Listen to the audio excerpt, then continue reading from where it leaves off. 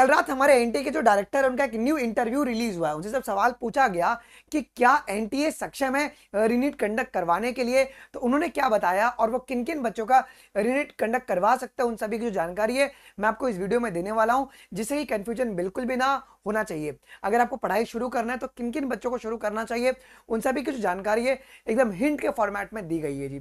सो without wasting any time आइए सबसे पहले उस वीडियो क्लिप को सुन लेते हैं।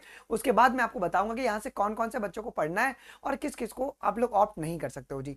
पहले हम लोग यहाँ पे सुनते हैं कि उनके इंटरव्यू क्या बोले गए थे उनके इंटरव्यू में। तो मैं यहाँ पे प्ले कर देता हूँ। जो भी निर्णय होगा कमेटी का एज एनटीए, अगर उनका निर्णय होता है कि इन 1600 बच्चों के लिए एक सेपरेट एग्जाम कराया जाए या फिर से एग्जाम कराया जाए, तो एनटीए क्या पूरी तरीके से कार्यरत है, तैयार है ऐसे चैलेंजेस के लिए फ्यूचर में? कि एनटीए का जो हमारा बॉडी है, हमारी बॉडी है, हम मतलब 1600 या उनके लिए एग्ज़ाम भी करा सकते हैं और जो कोई रिकमेंडेशंस होंगी उसको भी अडॉप्ट कर सकते हैं। तो ये जो भी रिकमेंडेशंस आएंगी, हमारी कोशिश ये रहेगी कि पूरा जो इशू है ये एक कम से कम समय में एड्रेस हो जाए, जिससे स्टूडेंट्स के एडमिशन और आगे की जो प्रोसेस है उस पर कोई इफेक्ट ना हो।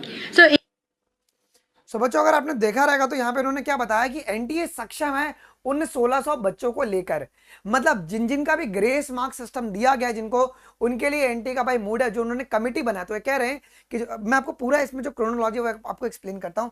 एनटीए क्या कहना चाहती है, कह रहे कि भैया हमने जो कमिटी बनाई हुई है, जो हमने कमिटी बनाई हुई है, उस कमिटी के अंतर्गत जो भी रिपोर्ट आएगा within a 1 week, okay, within a 1 week, अगर रिपोर्ट ये कहता है कि जो ग्रेस सिस्टम है वो हम नहीं वैलिड नहीं मानते हैं, हमें हटाना चाहिए, तो हम क्या कर सकते हैं, उनके पास एक अगला ऑप्शन है कि इन बच्चों का जो है वो रीनीट लेकर फिर उनका जो न्यू मार्क्स आएगा और सारे जो पुराने बच्चे हैं उनके मार्क्स से कंपाइल करके न्यू आपका मेरिट लिस्ट बना सकते हैं। ऐसा एक पॉसिबिलिटी हो सकता है जी। इसका मतलब क्या है, तो जो जितने ही बच्चे हैं, अगर आपको लग रहा है कि आपको ग्रेस मार्क्स से आपका नंबर ज्यादा आया हुआ है या आपका नंबर कम हुआ है, तो मतलब जरूरी नहीं कि आप 1600 के नंबर में हो या नहीं हो, किसी को इसके बारे में नहीं पता कि वो कौन कौन से बच्चे हैं, तो ये आपको इंडिविजुअली चेक करना पड़ेगा। तो आप लोग हल्का फुल्का रिवीजन शुरू कर सकते हो फिजिक्स, केमिस्ट्री और बायोलॉजी का, जिससे कि आपके पास लास्ट में जब अगर समझो 1 हफ्ते बाद अगर इनकी जो कमेटी वो कहती है कि हाँ भाई जो ग्रेस सिस्टम है वो हमें थोड़ा सा इनवैलिड लग रहा है और कहीं ना कहीं कुछ लूप होल छूट गया है, मुझे लगता नहीं ऐसा होगा बिकॉज एनटीए इतना लीपापोती कर दिया है, तो इसको भी वो लोग मैनेज करने की पूरी पूरी कोशिश करेंगे। बट अगर होता है तो hope for the best and prepare for the worst. NTA अगर कंडक्ट कराएगा तो भाई मेजर चांसेस है कि इन बच्चों का आपको कंडक्ट कराएगा। लेकिन यहाँ पर एनटीए पेपर लीक को बहुत डिनाई कर रहा है, पता नहीं क्यों, बट इसको लेकर बहुत सारे लोग जो हैं वो पीआईएल और रिट पिटिशन फाइल कर चुके हैं।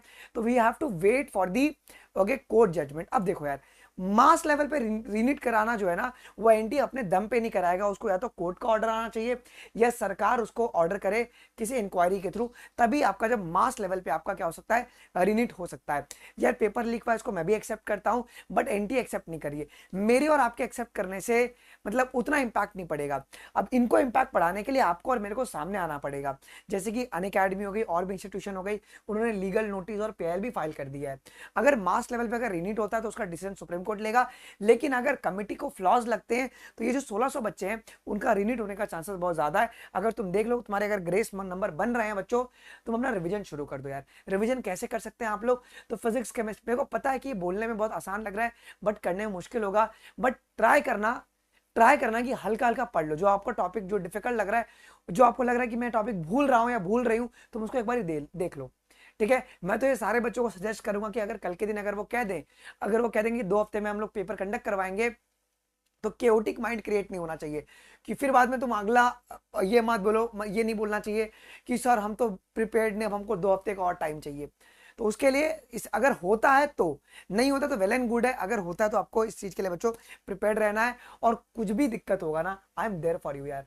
कल हाँ, देखो आपको मैंने कल दिखा दिया, अनअकैडमी ने एक अच्छा खासा लीगल नोटिस उनको दे दिया है और अनअकैडमी की पीएल की जो ड्राफ्टिंग भी हो चुकी है। देखो पीएल किसी का भी अभी तक फाइल नहीं हुआ है, सभी लोगों ने ड्राफ्ट करके रखा हुआ है, because Saturday Sunday high court supreme court बंद होता है, तो आपका जो है मंडे को पीआईएल सबका जाएगा, फिर हियरिंग डेट आएगा। तो भाई मंडे को सारे लोग भी पीआईएल साथ में मिलकर अपील डालने वाले हैं, ओके, अलग अलग इंस्टीट्यूशन अलग अलग एलिगेशन के साथ।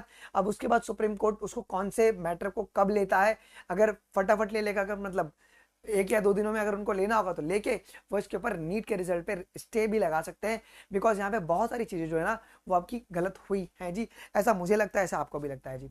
कुछ भी अगर अपडेट आता है तो सबसे पहले मैं आपको इसी चैनल पे बता दूंगा, तो आप बिल्कुल भी टेंशन मत लीजिए। और अगर लगता है प्रिपरेशन शुरू करना है तो मेरी एनसीईआरटी निचोड़ की रिकॉर्डिंग इस चैनल पे पड़ी हुई है, जाके तुम रिवाइज कर सकते हो एनसीईआरटी को, ठीक है। मिलता है आपको अगले वीडियोज में, अभी के लिए बस इतना ही। थैंक यू, जय हिंद, बाय बाय।